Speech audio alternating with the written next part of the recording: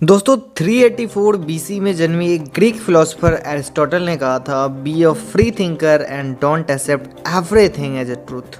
मतलब हमें किसी भी ऐसे इन्फॉर्मेशन पे सिर्फ इसलिए ट्रस्ट नहीं करना चाहिए क्योंकि बहुत सारे लोग उसे वैसा ही मानते हैं। मतलब इस दुनिया को देखने का आपका खुद का अलग नज़रिया होना चाहिए और आपके इसी नज़रिए को आपका फिलॉसफी कहा जाएगा। और बिल्कुल आज के इस वीडियो में मैं आपको बताऊंगा कि फ़िलॉसफी क्या होता है और ये कितना इम्पॉर्टेंट है हमारे लिए। एकेडमिक लेवल पे तो हम बात करेंगे ही, लेकिन उससे पहले हम ये समझेंगे कि फ़िलॉसफी रियल लाइफ में ग्राउंड लेवल पे कैसे काम करती है। तो आइए शुरू करते हैं। क्या आपके मन में कभी ऐसा थॉट आया है कि मेरे इस लाइफ का पर्पस क्या है, क्यों इस धरती पर मैंने जन्म लिया है, क्या भगवान इस दुनिया में एग्जिस्ट करते हैं एंड सो ऑन। तो आपके इसी टाइप के थॉट को थॉट अबाउट फिलॉसफी कहा जाता है। क्या आपको पता है कि साइंस की पहली बुक किसने लिखी थी और उस बुक का नाम क्या था? बहुत से लोग ऐसा मानते हैं कि ग्रीक फिलोसोफर एरिस्टोटल ने साइंस की पहली किताब लिखी थी जिसका नाम था ऑन द हेवन, और ये किताब 350 बीसी के आसपास लिखी गई थी। मतलब हम ये कह सकते हैं कि साइंस के पौधे की बीज फिलॉसफी द्वारा लगाई गई। साइंस के अलावा ह्यूमैनिटी और सोशल साइंसेज के काफ़ी सब्जेक्ट्स के शुरू के जो कंट्रीब्यूटर हैं वो एक फिलोसोफर थे।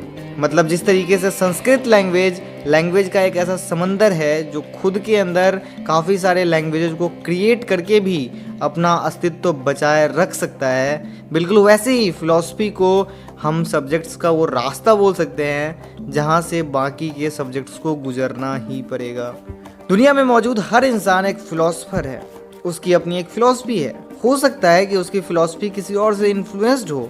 जब कोई इंसान अपनी लाइफ और एग्जिस्टेंस या फिर किसी मुद्दे पर डीप थिंकिंग करता है और एक सेट ऑफ आइडियाज या बिलीव डेवलप कर लेता है जो उसका खुद का होता है, तो उसे हम फिलोसोफर कहते हैं। जैसे कि गौतम बुद्धा, स्वामी विवेकानंद, महात्मा गांधी etc। और जब लोग इन्हें पढ़ते हैं तो ये समझ पाते हैं कि इनका दुनिया को देखने का क्या नज़रिया था। जैसे लॉर्ड कृष्णा की फिलॉसफी श्रीमद् भगवत गीता है जिसने काफ़ी सारे लोगों को ये सिखाया है कि ज़िंदगी कैसे जीनी है। अब आइए जानते हैं कि एकेडमिक लेवल पे फ़िलॉसफी की पढ़ाई किस तरीके से की जाती है। तो बेसिकली फ़िलॉसफी इस दुनिया को समझने की एक स्टडी है जिसके 4 पिलर्स हैं।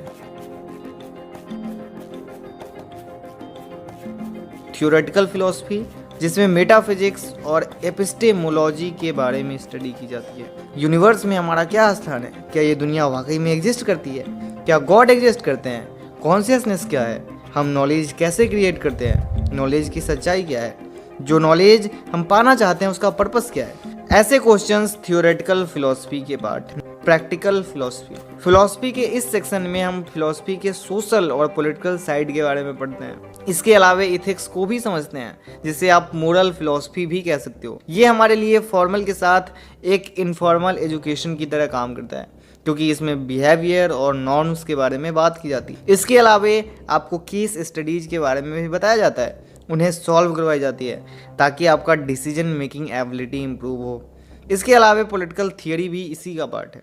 वैसे भी ज़्यादातर यूनिवर्सिटी और कॉलेजेस में फ़िलॉसफी एक सिंगल सब्जेक्ट के तौर पे ही पढ़ाया जाता है, लेकिन स्वीडन और फिनलैंड में फ़िलॉसफी के इन दोनों सेक्शंस को अलग अलग पढ़ाया जाता है। और इतना ही नहीं बल्कि इन दोनों सब्जेक्ट्स की अलग अलग डिग्रियाँ होती है।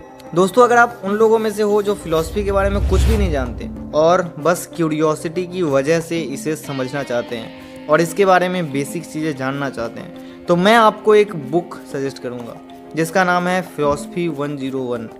अगर आप इसे ख़रीदना चाहते हैं तो उसका लिंक मैंने नीचे डिस्क्रिप्शन में दे दिया है। ये बुक उन बिगिनर्स के लिए है जो वास्तव में फ़िलॉसफी के बेसिक्स को समझना चाहते हैं। दोस्तों, philosophy is the mother of all subjects, क्योंकि किसी भी बड़े थियरी या प्रोजेक्ट की शुरुआत तो एक थॉट से ही होती है ना, and your thought is your philosophy, right. तो दोस्तों, ये थी वो वीडियो जिसमें हमने फिलॉसफी को समझा, इसके बेसिक स्ट्रक्चर को समझा। मुझे उम्मीद है कि आपको सारी चीज़ें क्लियरली समझ आई होंगी। अगर आपको चीज़ें डिटेल में जाननी है तो नीचे डिस्क्रिप्शन में जाइए और उस बुक को बाय कीजिए। इसके अलावा आपको ये वीडियो कैसी लगी मुझे ज़रूर बताइएगा नीचे कमेंट सेक्शन में कमेंट करके। इसके अलावा अगर आपके पास कोई सवाल या सुझाव हो जो आप मुझे बताना चाहते हैं तो मुझे इंस्टाग्राम पर मैसेज करके ज़रूर बताएं। शुक्रिया आप सभी का इस वीडियो को देखने के लिए। जय हिंद।